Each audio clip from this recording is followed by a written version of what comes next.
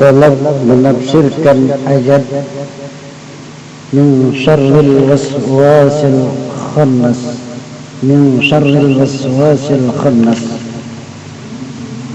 dari kejahatan setan yang biasa tersembunyi. Ibnu Abbas radhiyallahu anhu berkata, setan itu tinggal di hati. Ketika hati itu mengingat Allah Subhanahu wa ta'ala, dia pun bersembunyi, dan ketika dia lupa, setan pun menggoda. Karena itu Rasulullah sallallahu alaihi wasallam bersabda, likulli syai'in siqalun wa siqalul qalbi dzikrullah ta'ala. Untuk segala sesuatu terdapat alat pengkilapnya, dan alat pengkilap hati adalah berzikir kepada Allah Subhanahu wa ta'ala.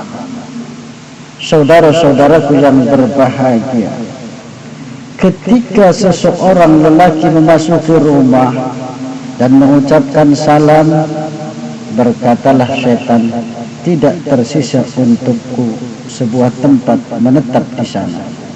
Ketika dia menghadapi makanan lalu ingat kepada Allah Subhanahu wa ta'ala, setan pun berkata, tidak ada tempat, tidak ada makan, dan tidak ada minum. Dia pun keluar sebagai orang yang merugi.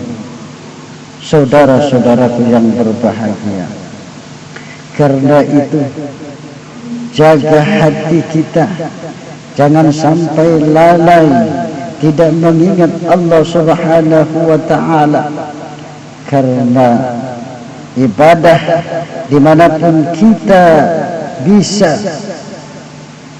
yakni mengingat Allah Subhanahu wa ta'ala. Dalam hati kita berzikir, mengingat Allah Subhanahu wa ta'ala. Jadi kalau kita hendak memakan makanan, hendaklah kita mengucapkan basmalah, bismillahirrahmanirrahim.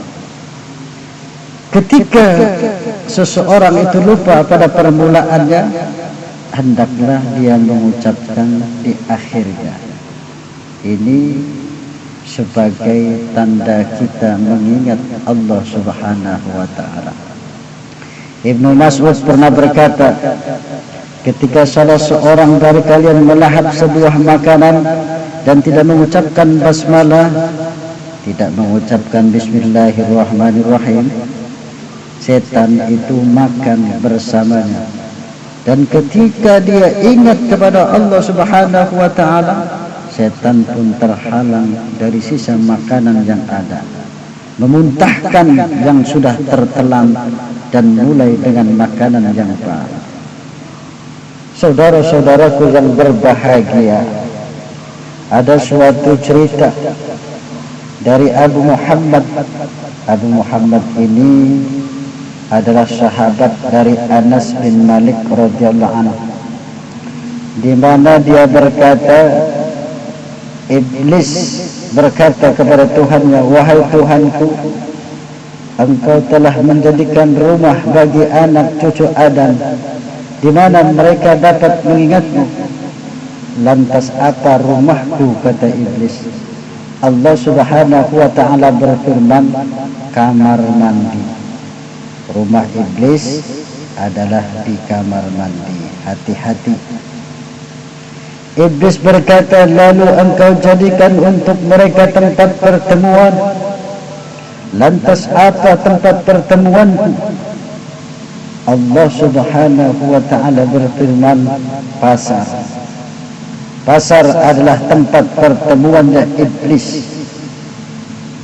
Lalu Iblis berkata lagi, lalu engkau jadikan untuk mereka bacaan. Lantas apa bacaanku? Allah Subhanahu wa ta'ala berfirman, syair. Iblis berkata, lalu engkau jadikan untuk mereka sebuah berita.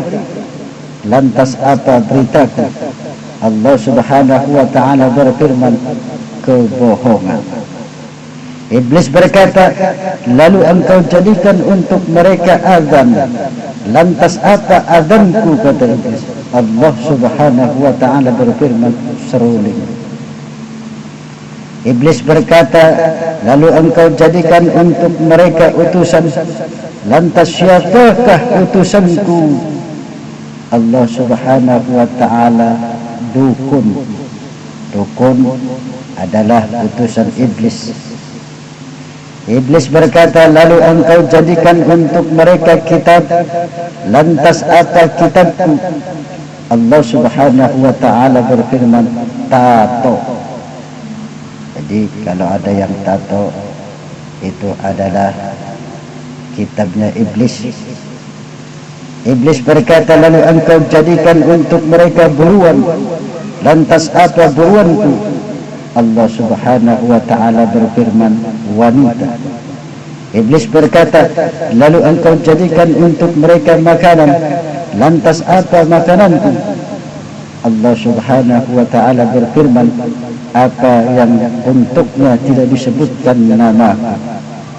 Iblis berkata lagi, lalu engkau jadikan untuk mereka minuman, lantas apa minumanku?